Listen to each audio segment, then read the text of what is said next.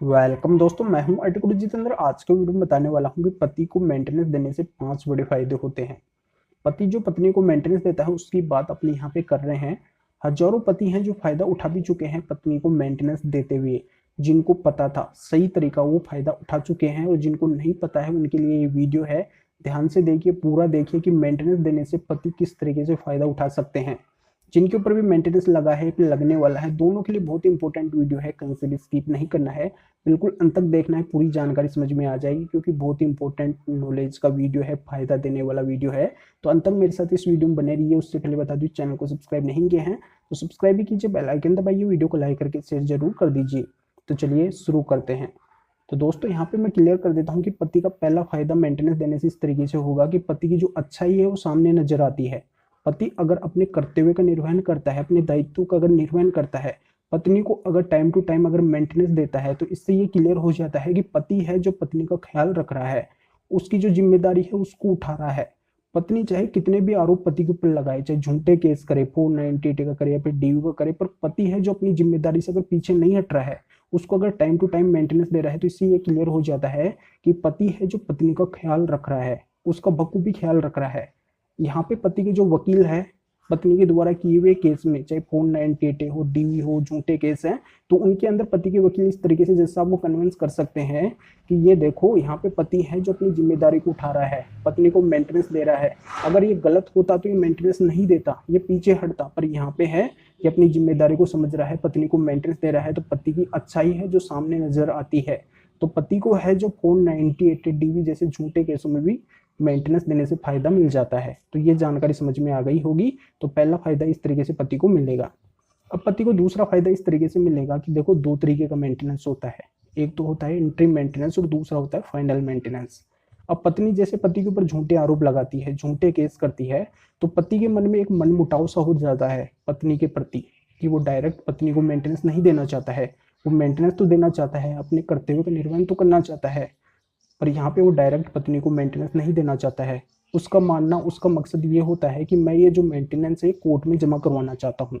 पत्नी जब खुद को सही साबित कर लेगी कि वो झूठी नहीं है, वो गलत नहीं है, तो ये मेंटेनेंस उसको मिल जाए, उसको मिल जाए।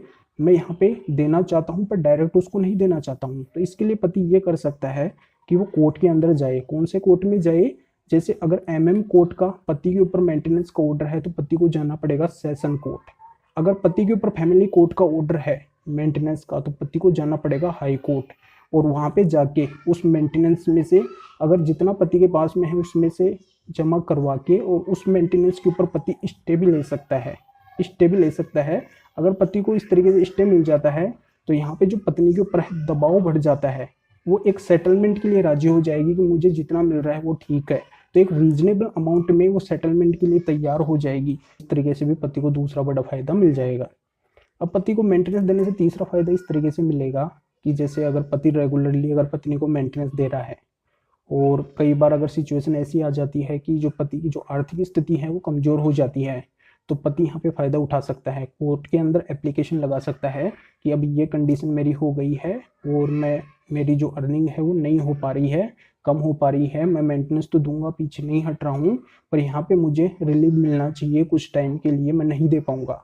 तो ये हेल्प है जो पति को मिल जाएगी कोर्ट के द्वारा। पति को यहाँ पे जो छूट है वो मिल जाएगी। अगर वो कुछ टाइम के लिए नहीं देना चाहता है, तो ये छूट उसको मिल जाएगी। ये देखा जाएगा कि पति है जो पीछे रेगुलर मेंटेनेंस दे रहा था, उसकी जब अर्निंग थी, पर यहाँ पे अगर उसकी वर्तमान में अर्निंग नहीं है, कम है, तो वो अगर कम दे रहा है तो कम भी उसका एक्सेप्ट हो जाएगा। या फिर नहीं है उसके पास में, तो कुछ टाइम के लिए वो मेंटेनेंस वो ना भी देगा तो वो उसको फायदा मिल जाएगा, पर यहाँ पे उसको देना पड़ेगा एप्लीकेशन।